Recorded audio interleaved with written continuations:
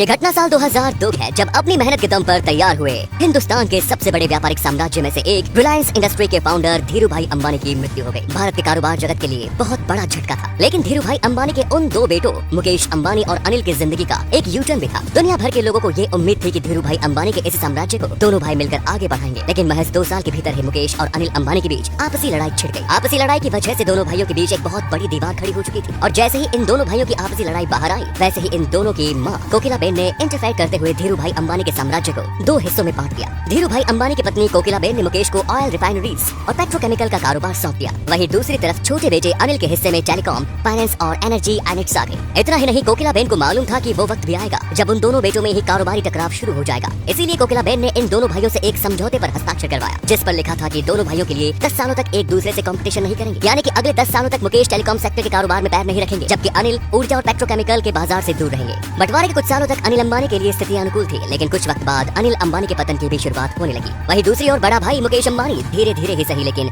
मुकेश सफलता की ओर बढ़ने लगे। दुनिया भर के तमाम विशेषज्ञ ये मानते रहे कि अनिल के पास एक गजब का जोश है, वो 21वीं सदी का सबसे बेहतरीन कारोबारी है और उसके लीडरशिप में भारत से एक बहुराष्ट्रीय कंपनी उभरेगी। पूरी दुनिया मानो अनिल अंबानी के कदमों में थी, और दुनिया जीतने के लिए अनिल अंबानी को बस चंद छोटे कदम बढ़ाने थे। ज्यादातर लोगों को ऐसा ही लगता था कि अनिल अंबानी अपने आलोचकों को और बड़े भाई को गलत साबित करने जा रहे हैं, मगर अफसोस ऐसा नहीं हो सका। विशेषज्ञों का मानना था कि छोटा भाई अनिल अचानक से इतना अधिक संपत्ति का मालिक बनने की वजह से वो संभल नहीं पाया। वो अपने सोचने समझने की शक्ति लगभग खो चुका था। अनिल हर उन सेक्टर में पैसे बहाना शुरू कर दिया जो उसे पसंद आता था, फिल्म इंडस्ट्री, एंटरटेनमेंट इंडस्ट्री, यहाँ तक कि अनिल अंबानी ने पॉलिटिकल वर्ल्ड में भी इंटरफेयर करना शुरू कर दिया। अनिल अंबानी ने उस सेक्टर में हाथ आजमा रहे थे जिसमें भारी भरकम पैसा लगाने की जरूरत पड़ती थी, और अनिल अंबानी बिना सोचे समझे ये नई नई चीजों में पैसा लगाते जा रहे थे। लेकिन अनिल एक बार जो फिसले तो बस फिसलते ही चले गए। इसकी एक बड़ी वजह ये थी कि उनके पास कोई ऐसा धंधा नहीं था जिससे लगातार कैश आता रहे। अनिल के हाथ टेलीकॉम सेक्टर आया जिसमें भरपूर विस्तार की संभावना थी, लेकिन मुनाफा कमाने के लिए पहले भारी भरकम पैसा लगाने की जरूरत थी। रिलायंस पावर भी कोई बहुत बड़ी कंपनी नहीं थी, और उसे चलाने के लिए बहुत अधिक पैसे लगाने की जरूरत थी। उन्होंने एंटरटेनमेंट की दुनिया में हाथ आजमाते हुए Hollywood film maker Steven Spielberg की कंपनी ड्रीमवर्क्स को 83.5 करोड़ डॉलर में खरीद लिया, यानी कि कुछ ही सालों में दोनों भाई एक दूसरे को टक्कर देने के लिए मार्केट में उतर सकते थे। छोटे भाई अनिल अंबानी ने ऐसा कुछ भी प्लान नहीं किया, लेकिन बड़ा भाई मुकेश अपने पसंदीदा सेक्टर टेलीकॉम में उतरने की पूरी तैयारी कर चुका था। मुकेश अंबानी ने इस मौके को भुलाते हुए तुरंत मोबाइल मार्केट में उतरने का फैसला किया, और इसकी तैयारी में अगले 7 साल में उन्होंने 250 लाख करोड़ रुपए लगा दिए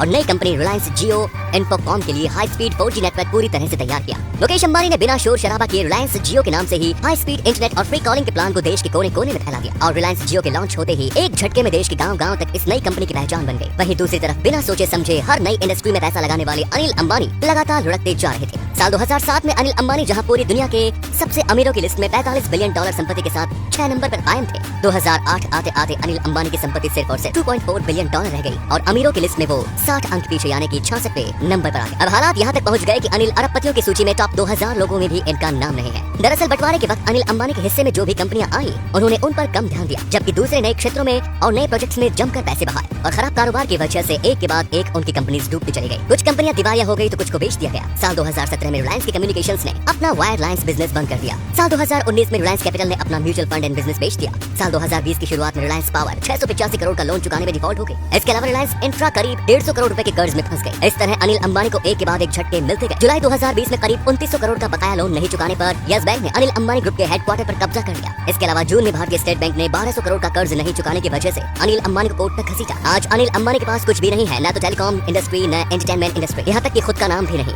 दुनिया ने अनिल अंबानी को भूलना शुरू कर दिया है। आज जो हालात है उनके लिए एक हद तक अनिल खुद जिम्मेदार है। वे लड़े भिड़े, अलग हुए और बिखरते चले गए। दोस्तों, आपको ये वीडियो कैसी लगी और अंबानी फैमिली और अंबानी बिजनेस को लेकर आप क्या सोचते हैं, कमेंट्स में जरूर बताएं।